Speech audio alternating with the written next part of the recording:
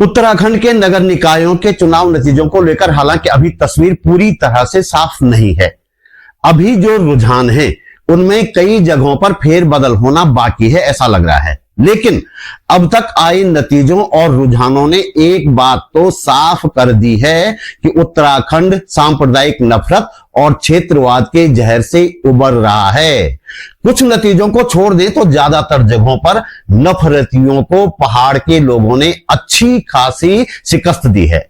हाल के वर्षों में जहां जहां नफरत फैलाई गई उन सभी जगहों पर नफरतियों की प्रिय पार्टी चुनाव हार गई है।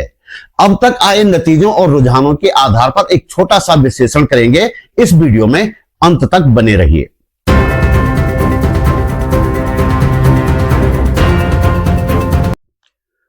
नमस्कार, बात बोलेगी चैनल पर आपका स्वागत। मेरा नाम है त्रिलोचन भट्ट और मैं करता हूं जन सरोकारों की बात। उत्तराखंड के बड़े शहरों यानी नगर निगमों में बेशक एक बार फिर रुझानों में बीजेपी छाई हुई हो, लेकिन ज्यादातर छोटे नगरों और कस्बों के मतदाताओं ने पहाड़ की संस्कृति और पहाड़ की परंपराओं का पालन किया है। यहाँ के मतदाता सांप्रदायिकता और क्षेत्रवाद की संकीर्णताओं से बाहर आए हैं और इस तरह का भेदभाव करने वालों को उन्होंने सबक भी सिखाया है। राज्य के 11 नगर निगमों में से 8 पर बीजेपी आगे चल रही है, 1 पर कांग्रेस आगे है और 2 पर निर्दलीय। 2 निर्दलीय जो आगे हैं उनमें से भी एक ऐसा निर्दलीय है जो नफरत परोस कर ही राजनीति में स्थापित होने के प्रयास में था। बीजेपी ने टिकट नहीं दी और यह परिवार निर्दलीय चुनाव मैदान में कूद पड़ा है। यानी कि इस सीट पर कहने को बेशक निर्दलीय की जीत हो रही है, लेकिन उन्हें हम बीजेपी का मानकर ही चल रहे हैं।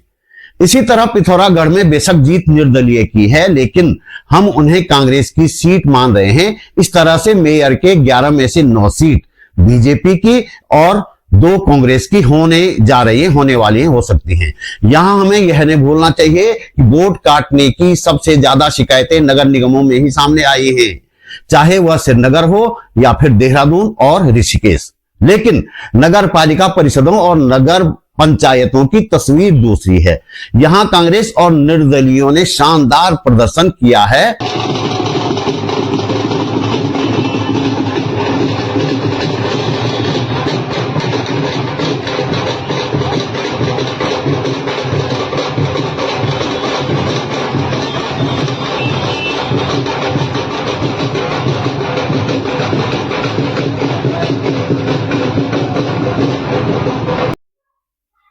एक खास बात इन नतीजों और रुझानों में सामने आई है, ये कि उत्तराखंड के लोगों ने सांप्रदायिकता और क्षेत्रवाद जैसी संकीर्णताओं से ऊपर उठकर मतदान किया है।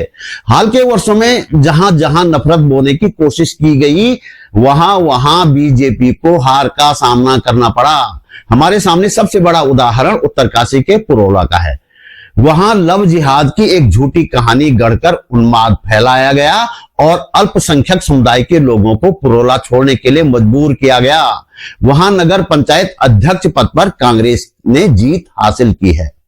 इसी तरह के प्रयास उन्माद फैलाने के चमोली जिले के नंदानगर घाट में भी किए गए थे।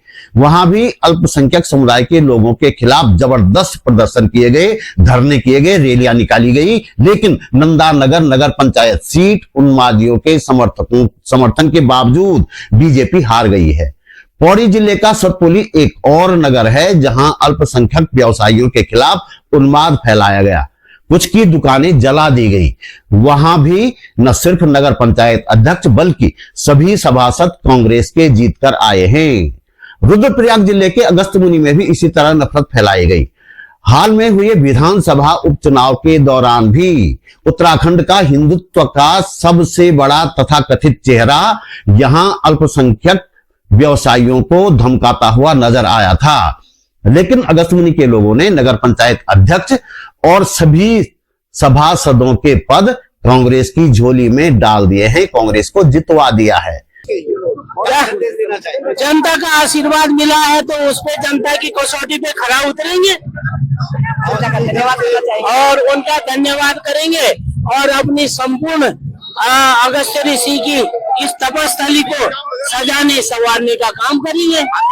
ऋषिकेश नगर निगम इस बार हॉट सीट बन गया था। यहां एक निर्दलीय उम्मीदवार दिनेश चंद्र मास्टर जी मैदान में थे। हालांकि इस सीट पर अभी हार जीत का फैसला नहीं हुआ है। मास्टर जी एक अच्छे उम्मीदवार हैं, लेकिन कुछ युवकों ने इनके समर्थन में आकर यहां क्षेत्रवाद को हवा दे दी। कहा कि बीजेपी और कांग्रेस ने गैर पहाड़ियों को टिकट दी है, जबकि मास्टर जी ठेठ पहाड़ी आदमी हैं। इस तरह के प्रचार ने मास्टर जी को फायदा कम और नुकसान ज्यादा पहुंचाया है। यदि यहां क्षेत्रवाद का तड़का न लगाया गया होता तो स्थिति कुछ और होती। मास्टर जी आसानी से जीत भी सकते थे, हो सकता है अब भी जीत जाए। इन नगर निकाय चुनावों में दलीय स्थिति का आकलन करें तो तुरंत बीजेपी के प्रदेश अध्यक्ष महेंद्र भट्ट का ध्यान आता है। बेशक वे बड़ी बड़ी बातें करते हों, खुद को बहुत बड़ा नेता समझते हों, लेकिन उनके खुद के जिले में यानी चमोली जिले में बीजेपी को नगर निकाय चुनावों में भारी नुकसान हो गया है। इस जिले में 11 नगर निकाय हैं। बीजेपी के अध्यक्ष पद के उम्मीदवार सिर्फ 2 जगह जीते हैं। चमोली जिले के नंदानगर, नंदप्रयाग, गैरसैंण, थराली, गौचर, जोशीमठ और चमोली में अध्यक्ष पद पर कांग्रेस ने जीत हासिल की है। पीपलकोटी और पोखरी में निर्दलीय उम्मीदवार जीते हैं। बीजेपी केवल गोपेश्वर और कर्णप्रयाग में ही जीत हासिल कर पाई है, वो भी बड़ी मुश्किल से। चमोली से निकले रुद्रप्रयाग जिले में भी बीजेपी की स्थिति कोई खास संतोषजनक नहीं है। यहां रुद्रप्रयाग और ऊखीमठ में निर्दलीय उम्मीदवारों ने जीत हासिल की और अगस्त्यमुनि में कांग्रेस ने, तिलवाड़ा और गुप्तकाशी बीजेपी को मिली। यानी कि बद्रीनाथ और केदारनाथ घाटी में बीजेपी की स्थिति काफी शर्मनाक रही है, बहुत शर्मनाक रही है। ये धर्म की बड़ी बड़ी बातें करते हैं। कांग्रेस से छलांग मारकर बीजेपी में आए राजेंद्र भंडारी न जोशीमठ बीजेपी को दिला पाए और न ही पोखरी। आगे बढ़े तो सतपाल महाराज के एक तरह से गृहनगर सतपुली में बीजेपी को करारी हार मिली, तो धन सिंह रावत के प्रभाव वाले पौड़ी और श्रीनगर में बीजेपी को हार का सामना करना पड़ा। पौड़ी में तो बीजेपी की शर्मनाक हार हुई और बीजेपी उम्मीदवार तीसरे नंबर पर रहा। कई दूसरी जगहों पर भी ऐसी स्थिति हो सकती है। तो दोस्तों, इस वीडियो में इतना ही। आप महसूस करते हैं कि इस वीडियो को बनाने में थोड़ी सी मेहनत की गई है और आपको इससे कुछ काम की जानकारी मिली है, तो वीडियो को लाइक करें, साथ में कमेंट करें और शेयर भी करें। हमारे पास इनकम का कोई जरिया नहीं है, इसलिए यदि आप समर्थ हैं और चाहते हैं कि ये चैनल आगे बढ़ता रहे तो अपने जेब खर्च में से एक छोटी सी राशि निकालकर आर्थिक सहयोग अवश्य करें। आप YouTube पर वीडियो के नीचे ज्वाइन बटन पर जाकर या सुपर थैंक्स पर जाकर मेरा सहयोग कर सकते हैं। डिस्क्रिप्शन में बैंक डिटेल भी है। मेरा चैनल सब्सक्राइब करें, फेसबुक पेज फॉलो करें, बातबोलेगी.com भी देखें। निकाय चुनावों के अंतिम परिणाम आ जाने के बाद फिर मिलेंगे एक नए वीडियो में नए विश्लेषण के साथ। नमस्कार।